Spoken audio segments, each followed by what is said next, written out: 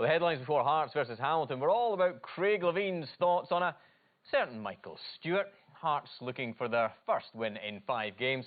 Hamilton 5 matches undefeated, the match delayed by 15 minutes due to a faulty fire alarm. It would be a dramatic afternoon. Back-to-back draws at Tynecastle for Hearts. Craig Levein makes 2 changes in the 0-0 against Ross County. Boabin and Suter replace Hughes and Cochrane. Accies unbeaten in 5 matches, send out the same starting 11 that took a point from Hibs at home. They're looking for the first point at Tynecastle since season 79-80. Boabin shrugs off Docherty, though Imrie will pick that one up. Brandon Trueling. Imrie takes it past him, goes down. There'll be a yellow card for the Hearts fullback. Felt convinced he had to make the challenge. Dougie Imrie using his experience to nip the ball away. Temple with the free kick. Smith gets it away.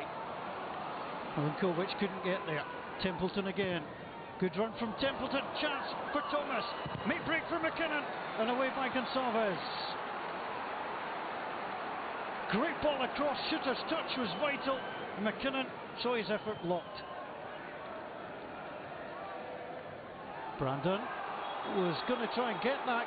Rojano's gone down, and it's going to be a second yellow and a red. The youngster has backed into him, and it's Hearts' 3rd red card of the season, the first for Jamie Brandon. Well, the Argentinian went down, the arm came across his face. It's a certain yellow, potentially a red, and Danny McKinnon, for his involvement after the incident, gets yellow carded. Well, decision time for Craig Levein and Austin McPhee. Docherty away from Gonçalves. Smith with a block. Skondras, good play from Skondras into the middle. Templeton with a header. McLaughlin saw all the way the former Hearts man. 4 goals in 14 this season for Accies. Walker the recipient. It's past Siris. Skondras is there, backing up his countryman. Here's Templeton. Templeton against Berra. Templeton tries the effort. It was always curling away, but good effort again from David Templeton, who's enjoying the return to Tynecastle in Accies colours.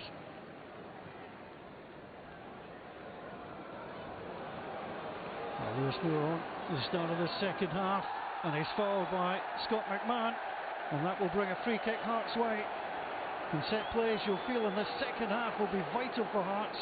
Little argument was a free kick. So it's going to be Walker against Woods. Jamie Walker! Sumptuous! An unstoppable free kick into the top corner. And Hearts lead 2 minutes into the second half. The goalkeeper flew across the goal in vain, and Jamie Walker puts Hearts ahead. Well, 2 Accies players go down. McMahon goes down. Templeton goes down. Suter, he'll get yellow carded for that. The hand seemed to come across him. It's been a difficult afternoon already for Bobby Madden, and there was enough of a touch there. Imrie. It's going to be played forward by McMahon. Breaks for McKinnon. McLaughlin with a save. Siris is offside, that's why he stopped. Danny McKinnon looking for his 3rd of the season. Reacted well, but it's a good stop by the goalkeeper. Pushed it out the danger area. Well, Craig Levein and Bobby Madden. Well, it's a Mexican standoff. Bobby Madden goes across to Craig Levein, and Craig Levein, well, that'll get him in trouble. Well, the 2 men just stood, one wanting the other to come to them, and Craig Levein is off. Walker. Well, he wins that out of play. McKinnon knows that. McKinnon yells at him. Wants to McPhee trying to hide the ball. Oh no, this could be a problem. Both benches coming together, McKinnon and McPhee. McKinnon gets himself back on the field. Referee tells him to get across. Edinburgh's finest are involved as well. Christophe Bennett is there. Skondras. Siris is in. Everybody's there. Referee trying to drag people away. Trying to get Siris away. The police telling him to go. Here's Paul Gallagher, the Hearts goalkeeping coach, being held by the hood. Well, temperatures have soared at Tynecastle. 4th official consulted, and Austin McPhee is sent off. Well, he was time wasting for sure. Came forward and grabbed the ball. That sparked the confrontation. Darian McKinnon goes unpunished for this, and that will spark debate. Martin Canning came in as well, fourth official in quickly, and they'll keep each other company for the remainder of the game. It looked a hopeful ball, but it might work. Back onto Templeton. Templeton off the post. Rojano. What a save from John McLaughlin. It looked like Aki's had the equaliser, not once but twice. Off the post it came. Rojano played it in. The reaction stopped. Fabulous. Templeton's corner. Thomas. 1-1. Aki's get the goal they've been pushing for, and it's the first Aki's goal for Javier Thomas. His 18th appearance today. The glancing header was clever, and McLaughlin had no chance. Well, they'll keep each other company too on their trip to Hampden, as Hearts have switched off. Redmond sends it in deep. Thomas, good save. Rojano almost in there. It was Suter who got it away. Sarri's back in, and Hearts will gather off Lafferty's header. Well, it's been a hectic afternoon at Tynecastle. That was nearly the winner. It's another great save. Austin has hold of the ball, and even if he doesn't want to give the ball back to McKinnon, McKinnon's rugby tackled him. Now, if that's on the field of play, both players get booked. McKinnon's already booked, and yet there was absolutely no punishment for him. I just don't understand how he can send Austin to stand and do nothing to McKinnon. For me, Darian's gone across to try and get the ball back, and Austin's pulled him to the ground, which was disappointing because, like I say, that's why I'm pleased with my players, because we've kept our discipline today, which in that atmosphere and getting provoked at times the way we were, I think it was full credit to us. And Bobby ran over to the touchline to speak to me. He was 4 yards away from me, and instead of coming over to talk to me, he stopped and said I should go over and speak and listen. I could hear him perfectly from where he was. I didn't see the point in that unless we're just been playing children's games and trying to prove who's in charge, you know. So I just thought it was crazy, and didn't tell me why he was sending me to the stand.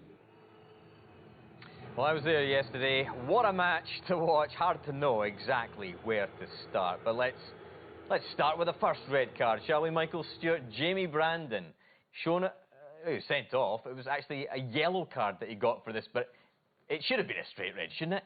Yeah, I think that there can't really be too many complaints. Tom, what do you think? I don't think that's any complaints. For me, it should have been a straight red, and I think the referee's in a great position. It's when you see this other angle and he comes down with his arm and works it from low to high. He knows exactly what he's doing. The elbow that's a red card. You know, should have been a red on its own. Second yellow there, but that's a red on its own. And he can have absolutely no complaints. And his first yellow card wasn't the best either, might you add. So there's no complaints there whatsoever.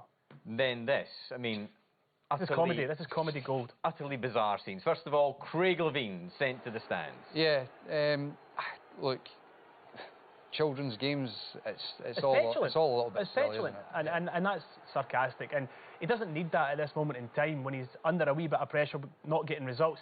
This here... Who's most to blame here, Austin McPhee or Darian McKinnon? Really wrong for me. If anything, you know, it's a wee bit petulant from Austin, but he certainly should not have been sent to the stand. That's quite ridiculous. Comical, actually. It is the whole thing's comical. Yeah. Until the policeman gets a hold of Paul Gallagher, then you're slightly worried for Gal. But, you know, for me, it's much ado about nothing, and I actually don't think that anybody should have been, you know, sent to the stand Austin shouldn't have been sent to the stand for that. And Darian McKinnon, there was no need for him to be shown a yellow card. Paul Gallagher gets very animated. Yeah, it does. But that's the thing, though. But he started right out. Look.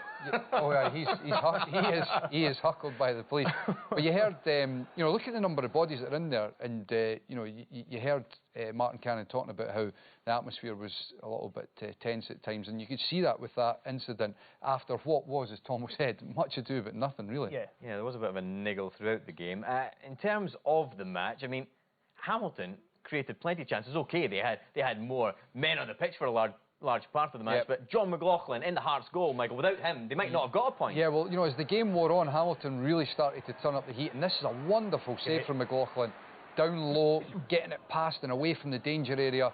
And as I said, as the game wore on, they really started to ramp up, and that was, I thought, was going in. And then I thought the rebound was definitely going in. McLaughlin manages to get an arm up and put it over. This was on really late in the game, and you're thinking he's going to give a penalty away, but he gets to that ball. He has been a really good acquisition for Hearts, and in the last moments of the game, this one here, great save. And then you've got to mention as well, John Suter really doing fantastically well to clear it. And in the end, you're thinking to yourself, Hearts have got to be thankful for a point, because that's a good point. Down to 10 men, They were struggling. Hamilton had the upper hand, and another game at home that they've not managed to win. But the point is probably a good one for them. It's the first time Hamilton haven't been beaten in the Premiership at Tynecastle as well. So a decent point for them. Even before all that, I mean, former Hearts winger David Templeton for Hamilton creating lots of opportunities for his side too. Yeah, I was really impressed with Templeton. He's a great little player, technical. You see there, 1-2, getting into space. This is a fantastic ball in behind the defence. That is a great ball. One really good defending from the Hearts player to make sure that doesn't go in the back of the net. Here he picks it up and drives at the back line, puts Christoph, he manages to slip, and then he, again, driving at the Hearts defence and getting a free kick. He's got end product and he's got composure. Look here, just slipping into the space, and Hamilton can break. Dougie Imrie gets filled here in the end. He's a player who I thought was struggling a wee bit, and that was coming back from injury, but see in the last 5 or 6 weeks, he's become one of the top players in the league in terms of creating things and having efforts in goal. Look at this here, little checking over his shoulder, seeing where everyone is. He's got 3 players round him. He's got the awareness, just knocks it off to the side, flicks it, gets himself in and around, and he manages to get on the end of this, and another strike. He just drags this one past the post. But, David Templeton is the type of player that Hearts looking at now would probably die for. You take him back into the Hearts team, he's creative, he's got that end product in the final third, and something that the Hearts side are lacking at the moment. Michael, we can't ignore it. You and Craig Levein have been tabloid fodder this past few days. Do you stand by your criticism? Well, I mean, Jonathan, another thing you need to look at is the fact that, Hearts have not won in 6 games. If you want to, avoid getting criticism, you've got to win games. Hearts are a big club. Not winning a game in 6 is a poor run of form, and we know that Craig doesn't like criticism. Well, the only way that you get away from that is you win games, and at the moment, it's not happening for them, and of course I stand by it. That's 100%. Okay.